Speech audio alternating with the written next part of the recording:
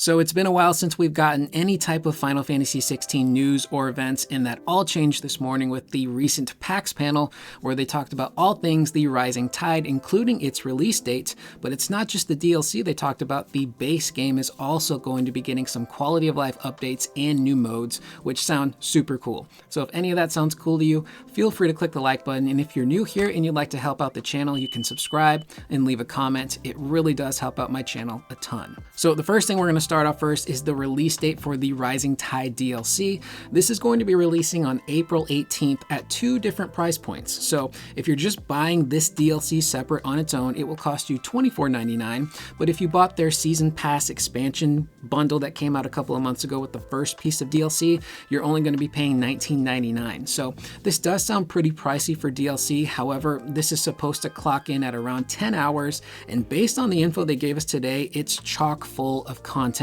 New modes, new enemies, new story stuff, which we will get to in just a second. So it definitely sounds like it's all killer, no filler, hopefully. And it's going to be pretty awesome just based on what they've shown. Now, the panel itself featured Yoshi P, Michael Christopher Koji Fox, the DLC director for The Rising Tide, Takeo Kudraoka, and their translator, Aimi Tokutake. And to start off, they do give us some background information on Kudraoka. He's been with Square Enix for about 21 years, and his first project, oddly enough, was Kingdom Hearts 2, which is super cool. He does mention that his favorite project to work on was the Dissidia series, so shout out to him. I love the Dissidia franchise. It's nice to know there's still people at Square Enix that are thinking about Dissidia and care about it. Hopefully we can get that franchise to come back.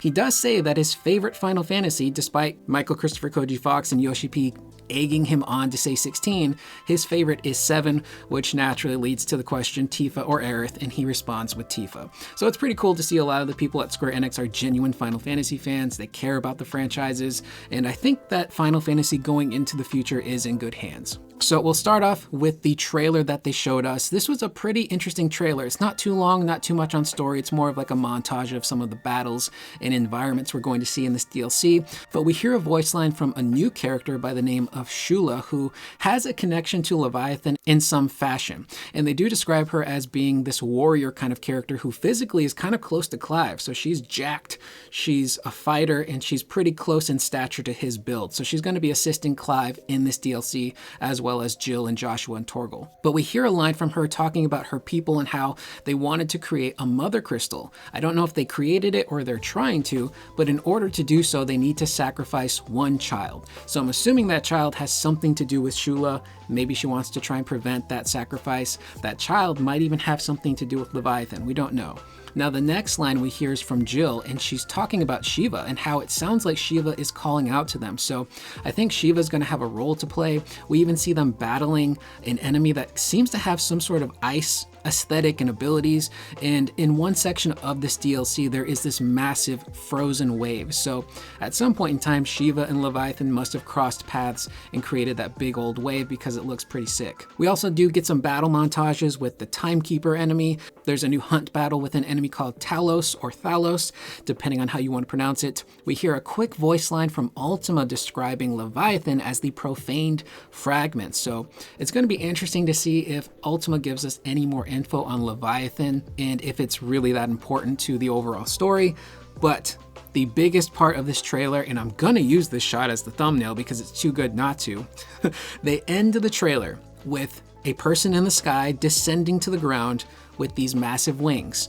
The wings open up to reveal none other than Clive. He's got 4 massive wings. So I know they said that this DLC wouldn't affect the ending of Final Fantasy XVI, and I'm starting to think that was a lie, because clearly whatever's going to go on is going to power up Clive and give him maybe some sort of like new devil trigger mode where he gets these 4 wings and becomes more powerful. Or maybe now that Clive has every icon, it could potentially impact the story and change some things. So that shot of Clive with the 4 wings is very, very interesting, and I cannot wait to see how that actually turns out in the DLC, because I think some big things are going to be happening. And later on in the panel, Koji Fox himself even says, now that Clive has all of the icons, what's going to happen? Is it going to change things?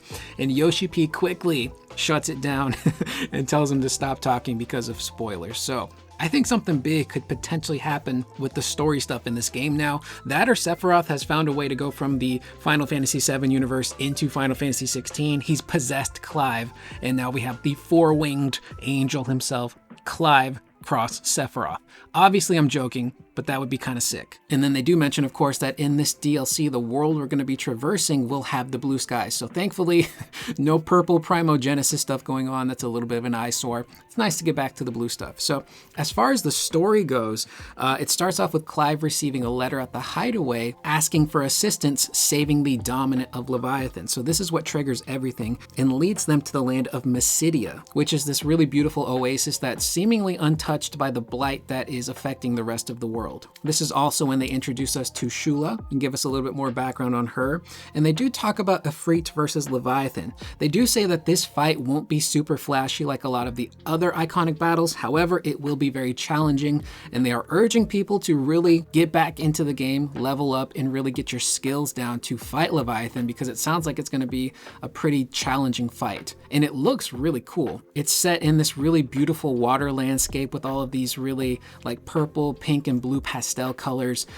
It reminds me a lot actually of the Tekken 7 stage Infinite Azure, which is a beautiful stage with great music. So I'm getting some Tekken vibes from this latest arena, but the fight itself looks like it's gonna be super cool, and I'm totally down with it not being super flashy. I just kind of want to stay in the fight for as long as I possibly can.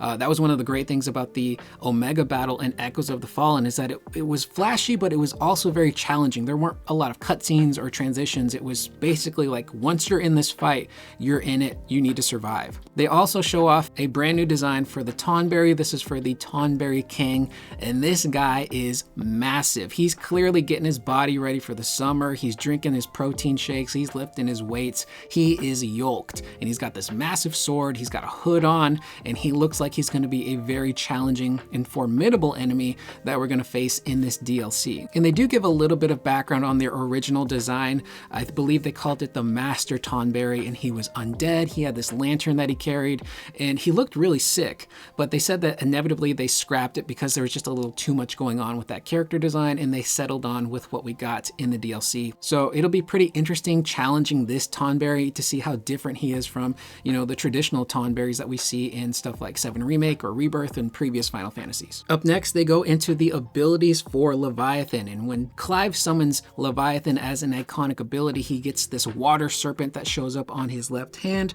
And what's cool about Leviathan is that it's not going to be melee focused like the other iconic abilities. This one is purely ranged, and you get an ability called the Serpent's Cry, which allows you to shoot out lasers, which sounds more like a rifle shot, or this big blast, which is going to be like their equivalent of a shotgun blast. And you do get what's called a tidal gauge, which is their reload feature, which is kind of like an active reload situation from Gears of War, where if you time the reload just right in Gears, you got ammunition that did extra damage. But in Final Fantasy XVI's case, if you time your reload just right, you'll get unlimited ammo for a brief amount of time. And we get this really awesome montage of Clive just zipping and dipping in battle using Leviathan, and this is actually pretty refreshing. A lot of the stuff again in 16 with the icons was melee focused. There was only like a handful here and there that really had a few ranged attacks, but to have Leviathan be almost exclusively ranged abilities is going to really change how you fight in battle. And they have this montage which starts off with Clive using Leviathan, and then gradually we see the player integrating the other iconic abilities and doing these really cool combo attacks and juggle abilities. So there's going to be some pretty crazy montages that come out from the players when this DLC releases, and it's going to add some variety. Now up next, they introduced a brand new mode called the Kairos Gate, and this is supposed to be a survival mode that is really difficult, but you can only access it if you beat the main game as well as the Rising Tide DLC, and you go to the hideaway, go to the Arete Stone, and the mode will be there waiting for you.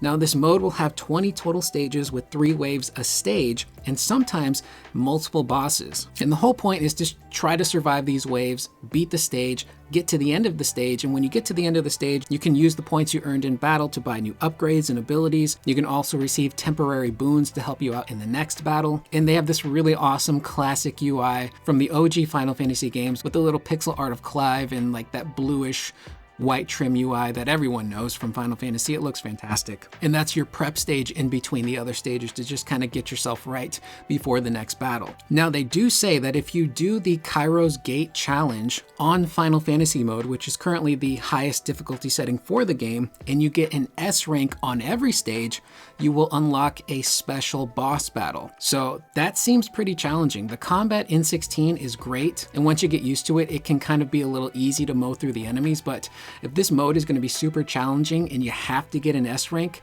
this sounds like it's going to add a lot of difficulty to this mode and to combat, and it's going to be interesting to see just how difficult is it going to be to achieve an S rank on each stage. And I'm very curious to see what that special boss battle is going to be. They do mention that it is going to be like an iconic Final Fantasy monster or character, so I'm curious to see who it is or what it is. Now, that's all for the DLC, but they do mention that the base game will be getting a ton of updates as well, starting off with quality of life stuff. And the first thing is quick complete for quests, and how this wasn't integrated into the base game to begin with is kind of crazy to me because when you finish a quest, it's nice to just be able to teleport back to the quest giver, and that's what this is. In 16, now when you finish a quest, you don't have to run to an Arete stone and teleport back to the hideaway. You can literally just choose to go back to the hideaway directly to the quest giver, complete the quest, and move on. So that's very nice to have. They've also updated the icons for the quests in the game and the quest giver. So now you can tell which quest giver is going to give you a quest that's related to the story, that's going to expand the story, what's going to give you a reward or some sort of collectible, versus a standard side quest that might not be worth it. So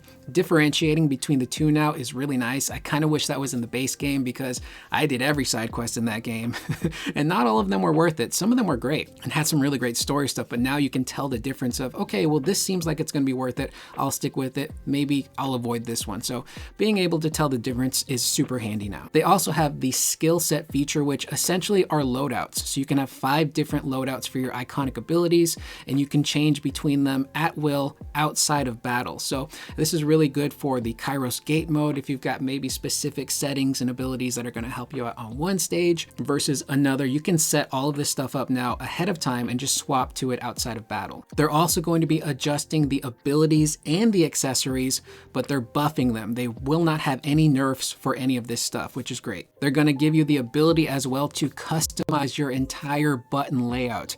Every single button you can now change to what you want it to be. They're going to add some stuff to photo mode as well, and they're also adding close to 40 new orchestrion roles for the hideaway, including some of the themes that play during the iconic boss battles. And then towards the end, they do a very quick Q&A with Ben Starr. They surprise the crowd with Ben. He comes out wearing a shirt that says baby girl, which is very on brand for Ben Starr. And he reads a couple of questions that are kind of generic, just kind of talking about like the relationship between Clive and Joshua and what was the most challenging part of developing the game.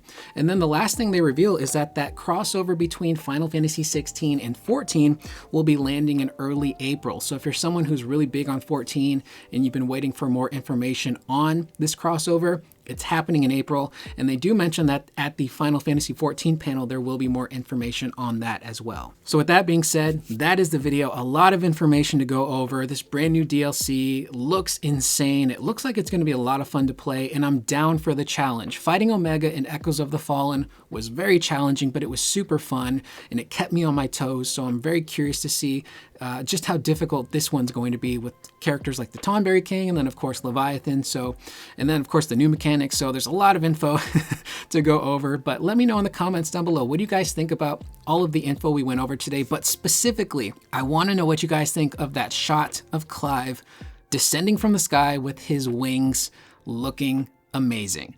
I'm Curious Corduroy. I will see you guys in the next video. Please remember to always be excellent to one another.